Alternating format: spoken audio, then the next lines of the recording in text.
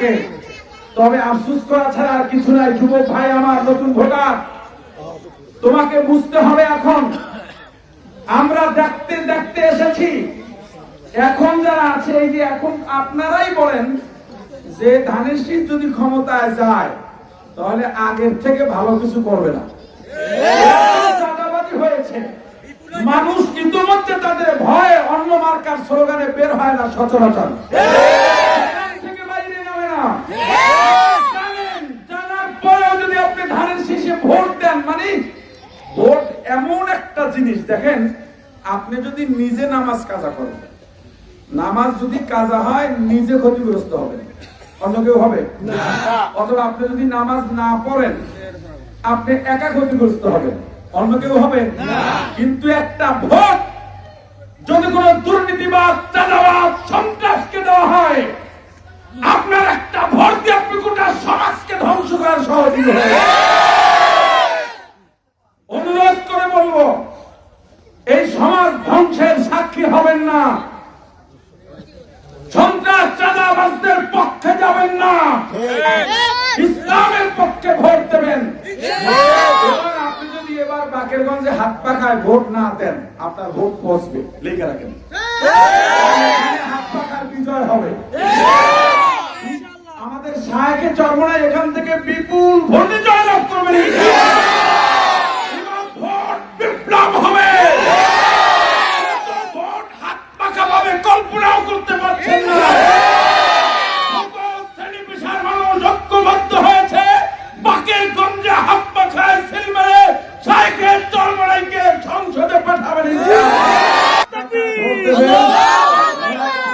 হবে যত অন্যায় ভাবে মামলা আছে সব মামলাগুলো তুলে দেওয়া হবে। কোন অন্যায় ভাবে কাউকে মামলায় ভাসানো হবে না। ইজ্জত রক্ষা হবে, ভিন্ন ধর্মী ভাইদের ইজ্জত রক্ষা হবে, রক্ষা হবে। একটা বাক্স চেয়েছিলেন পীর সাহেব চরমনাই, একটা বাক্সই আছে, হাত পাখার বাক্স। এরপরে শেষ করি। এই যে একটা দেখবেন এখন সারা দেশে, এটা তারা বিভিন্ন মঞ্চে বলে বেড়ায় যে তারা ওই যে শাহেখে চরমনাই কালকেও যে ডিবেটটা হলো টিভিতে বরিশালে, ওখানেও বিএনপির এক নেতা বলেছিলেন যে আমরা ধর্ম ব্যবহার করে রাজনীতি করি। তো ইস্যু ওইটাই। আর আচ্ছা, এখানে আরেকটা নোকতা মনে আসছে বলি, আপনি বেয়াদবদেরকে শাহেখে চরমনাইয়ের মতো ব্যক্তি যেই দলই করেন, আপনি বরিশালে বসে শাহেখে চরমনাই কথা বলতেছেন একটা অনুষ্ঠানে, সেখানে কি বেয়াদবি করা যায় না? এই বেয়াদবদেরকে আপনি কেন ক্ষমতায় বসে আরো বড় বেয়াদব বানাবেন? আপনার আর কি সাক্ষী লাগবে, আর কি নিদর্শন লাগবে? আচ্ছা, এবার আসেন যে আমরা ভোট দেওয়ার কথা বলে জান্নাতের স্বপ্ন দেখাই, এরপর সাধারণ যে মানুষ আছে তাদের কাছে যায় জরিপ নিতে। ওই লোকটা তো আসলে অত কিছু বোঝে না, দেখে 10-12 জন মানুষ ক্যামেরা ট্যামেরা নিয়ে এসে ভয় পায়, একজন কৃষক মানুষ, তার বলে আপনি বলেন তো ভোট দিলে কি জান্নাত পাওয়া যাবে? ও লোকটা তো ব্যবসাকে খেয়ে যায়, ভালো করে বুঝেইও বলতে পারে না। তখন এইটার সারের উদ্দেশ্য প্রণোদিত হবে। আর আমাদের কাছে জিজ্ঞাসা, জান্নাত কে পাবে না পাবে আলেমদের কাছে জিজ্ঞাসা, আমাদের কাছে আসো, আমরা বুঝাই দিই।